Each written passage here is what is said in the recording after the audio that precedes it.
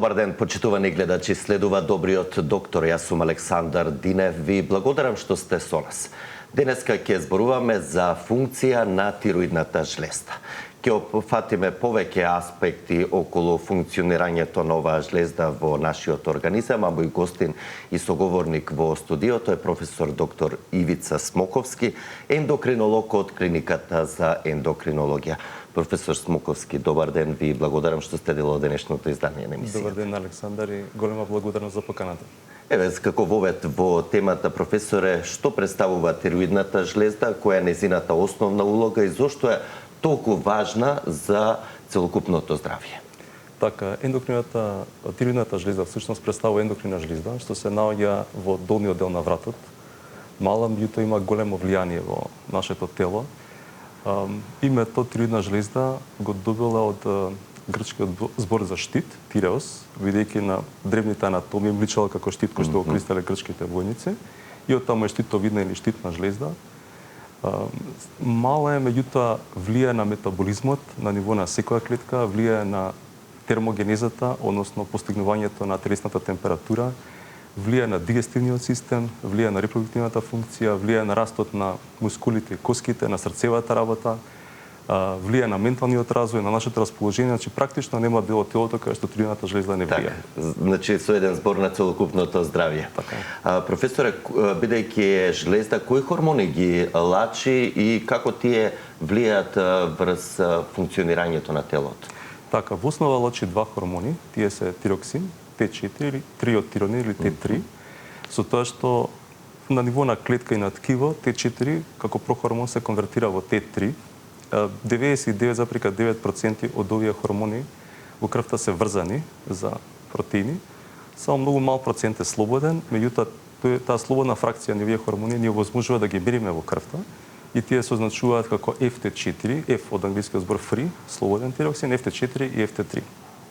Нивото пак на овие хормони е регулирано од страна на хипофизата, особено незиниот преден резен, аденохипофиза, која што го лачи хормонот ТСХ, тироид стимулирачки хормон, значи тој ја стимулира тироидната жлезда да создава тироидни хормони, приказната уште покомплексна, бидејќи пак на аденохипофизата влијае мозок, односно хипоталамусот кој што создава ТРХ, тироид хормон, така што по пат на негативна повратна спрега кој ќе забележи хипофизата дека нивото на тироксин во периферијата во крвта е високо, нивото на ТСХ се намалува и обратно, ако е ниско, нивото на ТСХ се зголемува и тоа ни возможува да диференцираме различни пореметувања на функцијата на тироидната жлезда. Така, кога сме кај пореметувањата, односно проблемите, доста чести се кај голем број на граѓани, меѓутоа кај постојат ли некои групи кои се повеќе на удар, односно поризични категории на лица кои чувствуваат проблеми или веќе имаат проблеми со тироидната жлезда? Така, значи ние важиме за земја во која што има многу висок број на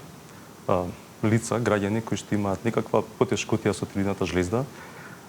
И точно знаеме, значи приближно 270.000 луѓе во Македонија имаат дијагностицирани тироидни заболувања од некаква форма, што е навистина огромна бројка. Голема бројка. Во рамките на таа бројка, значи тироидните заболувања се почести кај женската популација, односот кај нас е 6:1 во однос на мажите.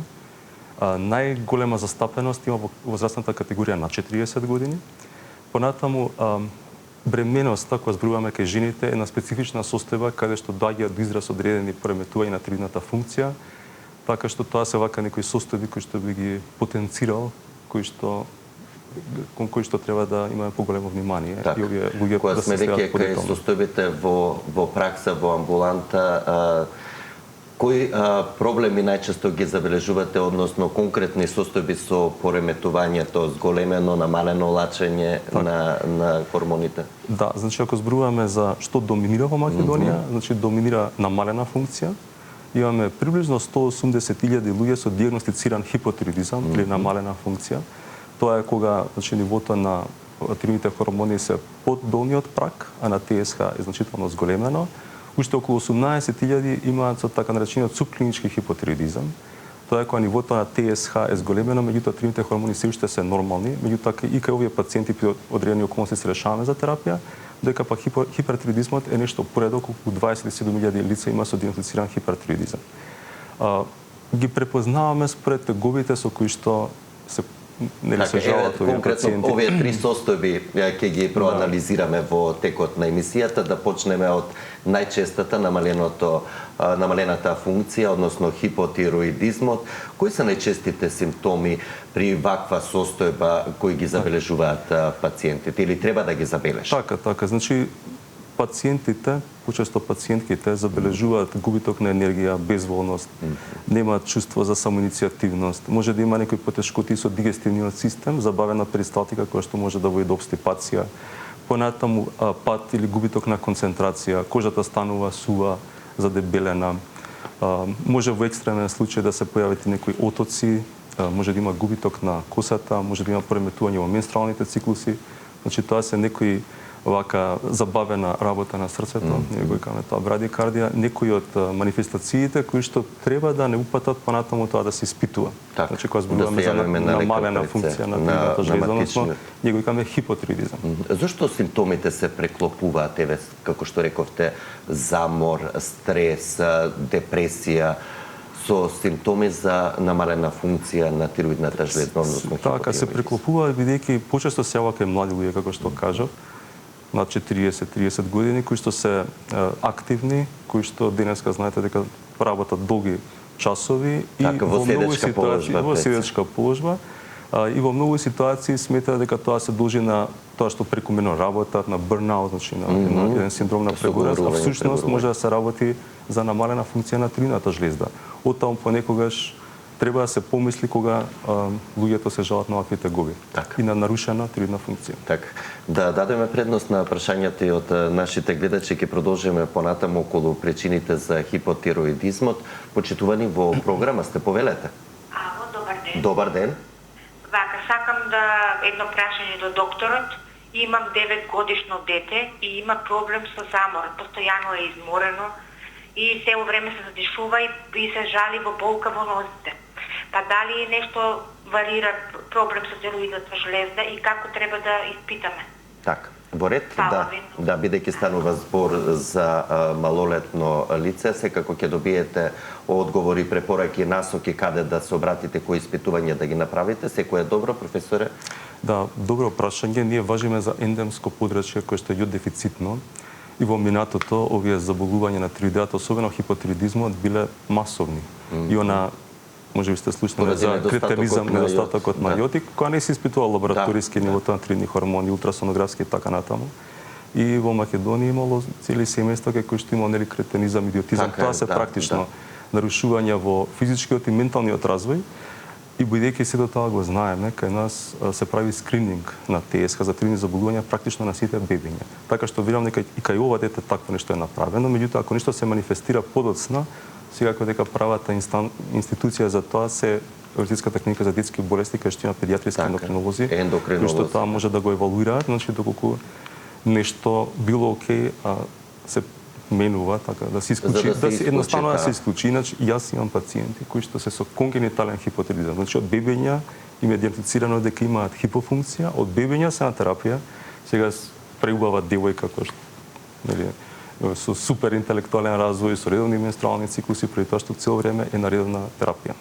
Редовно следена и на време откриени причините. И само да потенцираме дека вие сте специјалист, ендокринолог за повозрастни над 14 години. Ние сме интернисти, ендокринолози. Го споѓава сите деца што се под 14 години, како што реков, има оддел за ендокринологија на детската клиника во Скопје. Доколку има следен гледач, почитувани во програма сте, повелете. Добар ден. Добар ден. Ве слушаме во програма сте, повелете со прашање. Добар ден, вие. Вака, јас сум на возраст од 73 години. Така. Пред 15-16 години имав мака со тироидната жлеза и пиев таблети, таблети што за тироидна. И тоа дефибобитова кај доктор Златко. Сега, после известно време ми е поред тироиднава. Испрам контрола секој 3 месеци, се е во ред. Ама јас осеќам голем замор. И мислев дека од тироидна, ама ќе прегледам и вика се ти е во ред. Што да правам вака за заморот? Тоа ме интересира. Само ако може да ни помогнете, за да ни ви помогнеме со одговорот, дали се сеќавате какви таблети земавте тогаш? Каква терапија земавте? Тирозол. Так. Тирозол ми тоа. Така. Да, сега ни е појасно. Во ред, да ќе добиете одговор, секој добро, господјо, ќе добиете совети и препораки. Така. Значи, господјата која што се јави, имала во минатото хипертироидизам, односно зголемена функција, значи обратно од ова што зборувавме, преди што била поставена тиросупресивна терапија, го вика, значи терапија која што го намалува нивото на тиреоидните хормони за да може да функционира. Бидејќи ако не ја прима таа терапија, тоа е проследено со сериозни ризици. Таа терапија се прима од 12 до 18 месеци вообичаено и очекуваме во тој период практично пациентот да влезе во оние, тоа го викаме ремисија, односно состојбата се стабилизира. И по можност никогаш повеќе да не се врати, ние тоа викаме рецидив. Ама за да сме сигурни дека се е во ред, мора да се прават чисти контроли како што се прават од колегите во Битола, 3 месеци на 6 месеци правиме проценка. Можеме тоа лабораториски да го гледаме, ние имаме антитела на нашата клиника за хипертироидизам, кај што можеме да следиме дали случајно повторно ќе стане активно заболувањето. Се прават ултрасонографски прегледи, односно ехо на тироидеа, кој што исто така ни помага и во основа на сите овие работи проценуваме дали пациентката е стабилна, односно е во ремисија или пак хипертироидизмот се вратил, бидејќи тоа е исто така често сценарио. Да го имате, влезе во ремисија, пак се врати после некој време. Верувам дека колегите дали заморот може да биде реакција при ваква состојба и после толку време? Да, заморот е една од карактеристиките на оваа состојба, значи кај хипертироидизмот, покрај заморот вообичаено имаат едно потење профузно, може да имаат диареја, имаат тахикардија, имаат еден тремор, значи едно тресење на рацете, вака кога ги изближат рацете, ако ставите хартијата игра, значи тоа се вака некои знаци, клинички знаци кои што заедно со лабораторијата, каде што тука имаме тироидни хормони кои што се многу покачени, FT4 и FT3, а ТСХ е многу намален. И со ултрасонографскиот преглед кај нас најчесто имаме Грейвс-Базедова болест, односно една дифузна промена на тироидната жлезда, која што обичаено е зголемена, со зголемена васкуларизација и сето тоа ни упатува на оваа диагноза која што соодветно се лекува како што пациентката пред 15 години била лекувана. Така. Доколку имаме и следен гледач, односно гледачка, добар ден во програма, сте повелете.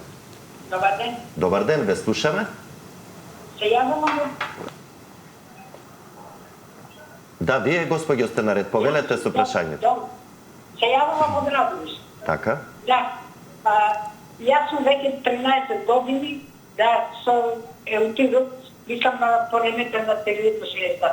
Инаку сум и сачак болесник и често пати добивам аритмии. Во последно време почнав многу да се здебелувам. Не јадам многу, ама се здебелувам. Во 11 месец имам направено крвна слика, ТСХ е 3,10, а FT4 23,7. Сега пием еутирот 5 дена од 75 мг, 2 дена пием од 100 мг. И се заморувам. И не знам сега што да правам. Тек на интернист би рекла да ги пием еутирот што ми е даден. Што понатаму? Да, ќе добиете вие совети и препораки што понатаму при ваква состојба. Да, добро ја објаснивте состојбата со сите знаци. Секој е добро, господјо. Така, значи практично овдека се работи за она иницијална состојба за која што зборувавме, која што е далеко почеста во Македонија, хипотироидизам. Намалената функција хипотироидизам. Да, хипотироидизам, пациентката не еутирокстер левотироксин, која што се практично е доживотна терапија, субституциона. Сега кај оваа пациентка, кога што разбрав, има повеќе заболувања, повеќе коморбидитети, има и срцева слабост, кажа, да, аритмии, и тука мора внимателно да се оди со дозирањето на левотироксин. Оние параметри лабораториски кои што ги кажа од неври се сосема во ред, меѓутоа вообичаено и почесто ги следиме овие пациенти. Од една страна, од друга страна мора да се внимава за терапијата која што се дава кај пациенти, бидејќи често се дава еден антиаритмик кој што во себе амиодарон, кој што во себе 50% има јод, кој што се акумулира во тироидната жлезда и кој што може да влие на незината функција, така да овие пациенти мора повнимателно да ги следиме. Ова што го кажа пациентката, дозата е во ред, меѓутоа тоа било во неври, значи потребни се редовни контроли и соодветно на вредностите кои што ги имаме да се оптимизира терапијата на левотироксин. Така. Во овој блок ќе вклучиме уште еден гледач или гледачка, конкретно емисијата ќе оставиме простор за уште неколку прашања од гледачите. Почитувани, во програма сте, повелете. Добар ден. Добар ден. Ве слушаме, во програма сте, повелете со прашањето. Вака се работи за 25 годишно девојче, така, каде што тироидната е комплетно во ред. Во ред е се што е од хормонално на екстроген, прогестерон, тие хормони, но девојцето пати од акни кои што не можат да откријат од што се. 25 годишна рековте, да. Да. Во ред, ќе секако ќе добиете совети и препораки дали и кои испитувања доколку не сте ги направиле, каде да се обратите доколку не сте го направиле. Секој е добро, господи. Так. Има ли поврзаност? Па непосредно знаете во телото се со се е поврзано, Така само е, не ги да. знаеме ние сите врски до крај ги откриваме и се водушуваме Да, како затоа и перфектно прашав 25 функционира. години обично тоа е период карактеристичен за период на пубертет. Така, да. Значи овдека би требало еден целосен хормонски статус да се направи. Вообичаено акните се резултат на еден негови андроген ексцес, односно вишок на машките хормони. Бидејќи знаете дека жените имаат машки хормони, Да. и мажите имаат женски хормони, кои е малце тоа повеќе, или ако рецепторите се посензитивни на постоечкото ниво на машки хормони кај жените, може да се појават акни, малце паѓање на косата, поретка коса. Битно ни е да имаат циклуси редовни. Менструални циклуси, вториот момент што ни е битен е во такви околности кој ќе сака да има дете, да има дете. Значи да е сочувана репродуктивната функција. Така. Нели акните така се решаваат. Повеќе се естетски проблем, меѓутоа и знаат и тоа како да бидат и ментален, односно психички проблем поради надворешниот изглед. Професоре, кои причини доведуваат за намалена функција на тироидната Така. жлезда? Значи најчеста причина, убедливо најчеста причина и кај нас и во светот е така наречениот Хашимото тироидит или автоимун тироидит, каде што постојат антитела, така наречени антитепел, кои што се насочени кон еден ензим, кој што учествува во формирањето на тироидните хормони. Ние тоа можеме лабораториски да го одредуваме. Значи, имаме покачено ниво на антитепо или антитегија, ТСХ е покачено, FT4 ако е намалено велиме дека е хипотироидизам, ако е нормално велиме дека е субклинички хипотироидизам.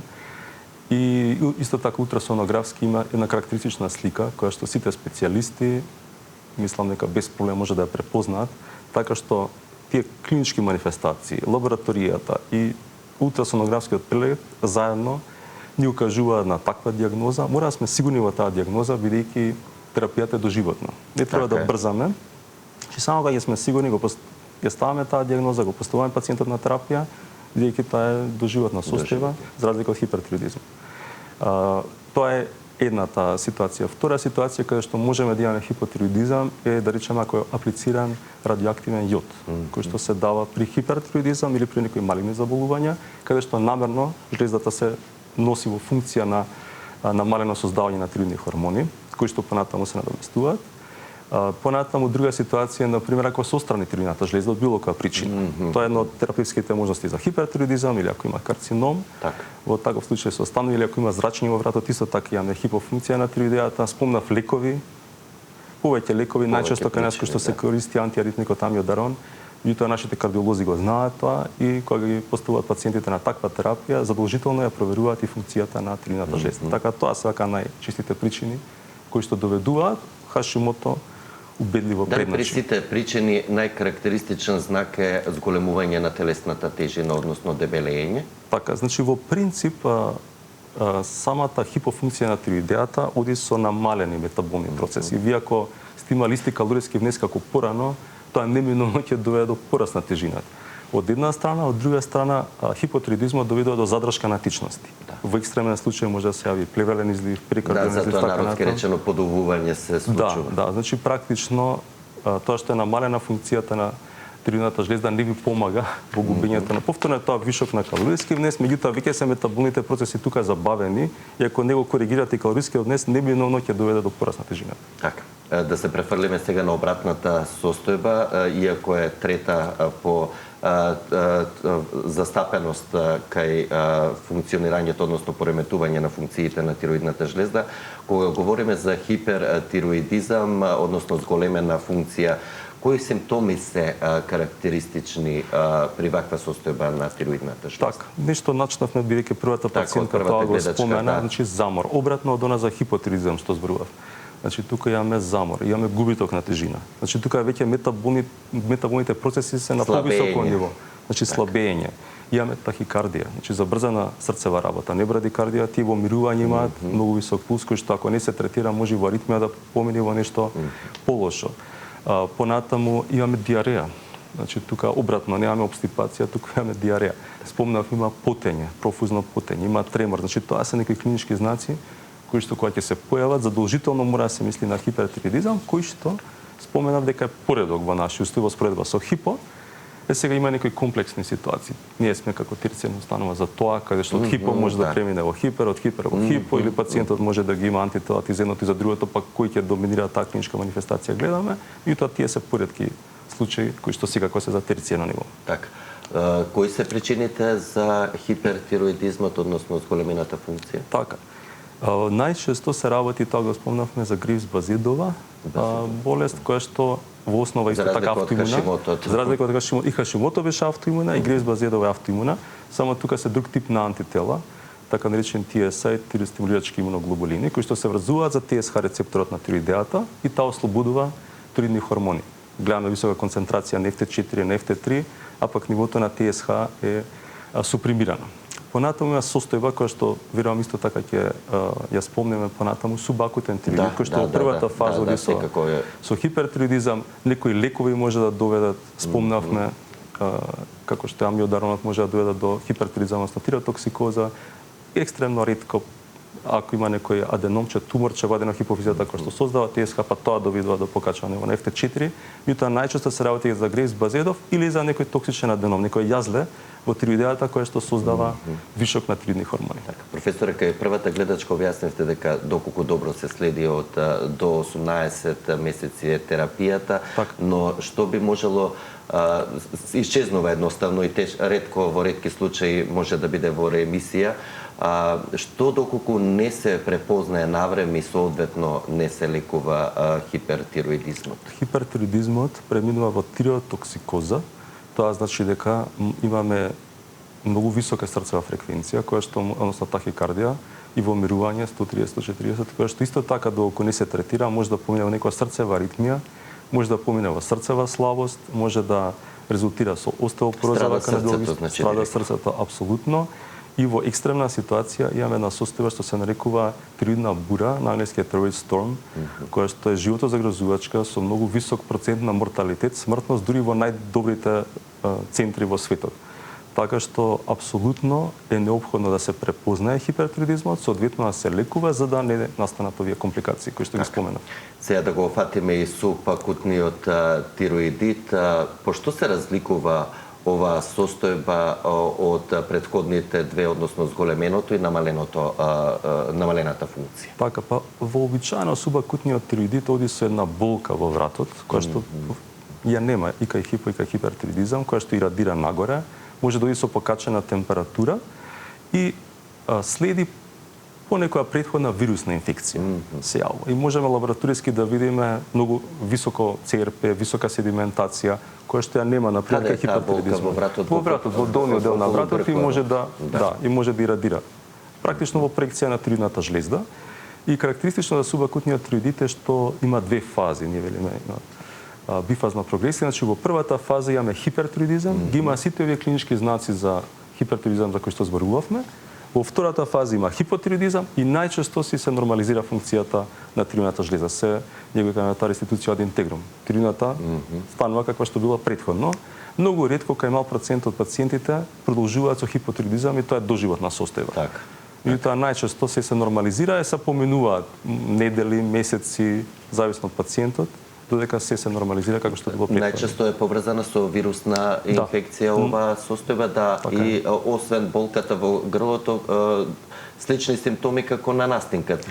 Така е, баш како што кажавте, значи и претходи некоја вирусна инфекција, и потоа која што е банална, и потоа ги има сите овие манифестации кои што прво со хипертироидизам, кој што е многу битно да се препозна и да се диференцира од оној хипертироидизам кој што е предизвикан од антитела, меѓутоа не имаме можност тоа да го мериме. Например, во нашата лабораторија имаме антитела и за хипо, и за хипер, и целосната лабораторија, за разлика од хипертироидизмот, каде што имаме на дифузна васкуларизација, овдека тоа недостасува и кога сите тие, да речам, знакчиња, коцкички ќе ги ставите во мозаикот, ви упатува дека веројатно се работи за субакутен тироидит. Да, но и како што рековте, доколку се следи и навремено се третира и контролира, може да се надмине оваа состојба пред да премине, за разлика од хипертироидизмот. Да. Професоре, како овие состојби влијаат на секојдневниот живот на пациентите? Може ли нормално да работат, да функционираат, да спортуваат, да планираат жениве конкретно бременост? Да, апсолутно да. Значи, доколку се на соодветна терапија и доколку редовно се следат, апсолутно имаат еден нормален живот. Оние жени кои што се на терапија, што имаат хипотироидизам, кои ќе забременат, бараме да дојдат кај нас, бидејќи вообичаено во текот на бременоста потребите од левотироксин се поголеми. Оние кои што имаат хипертироидизам, тоа е малце поголем преизвик, бидејќи самата состојба е преизвик за плодот и мајката, како и терапијата, ние ги водиме, да речам, малце со поголема внимателност и ги викаме почесто, меѓутоа апсолутно може да водат нормален живот. На срцето, директно. Хипертироидизмот во првата фаза, додека имаме тахикардија и кога тие метаболни процеси на повисоко ниво, додека не почна се намалуваат тироидните хормони, бараме малце физичката активност да биде помала, бидејќи тие во умирување се како да трчат.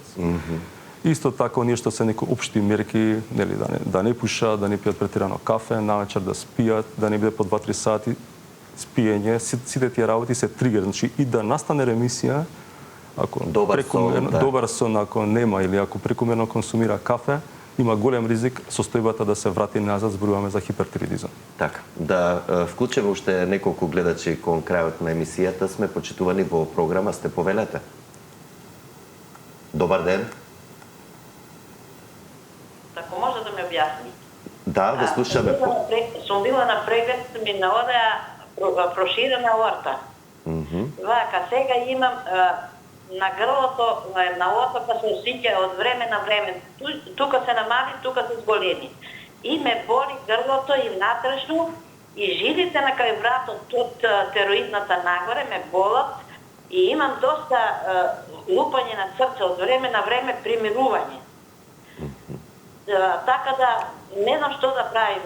Ми наодеа чоршија пред 5-6 години. Чоршија на тероидната. Сега, кај да се обратим и доктора, што може да ме објасни? Кај да се обратам? Секако, сега ќе добиете совети, препораки, односно насоки каде да се обратите за оваа состојба, да ги објаснивте конкретно симптомите, секој е добро, господјо. Така, значи тука може да се работи за повеќе работи. Повеќе, да, и чворчења спомена, да, срцева зборувавме пред 2-3 години, таму се опфативме. Да, биопсијата, да. Претходниот пат кога зборувавме на тема тироидеа.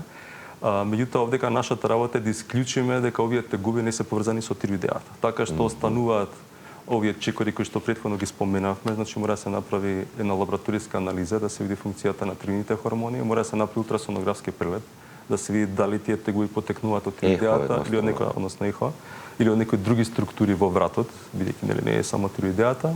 Секако дека спомна некои веќе кардиолошки дијагнози, неопходна ќе биде консултација со кардиолог.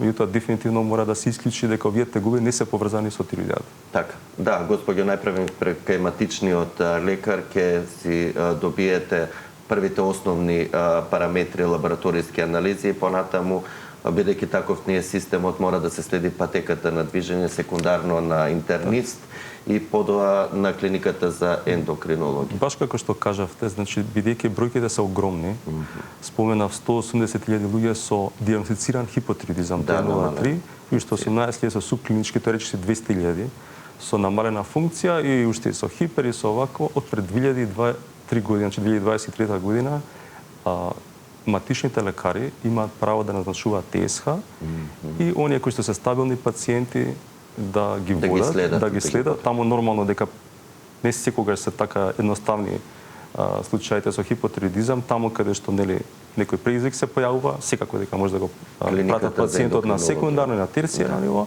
и тоа матичните во изминатите 3 години навистина извонредно го прават.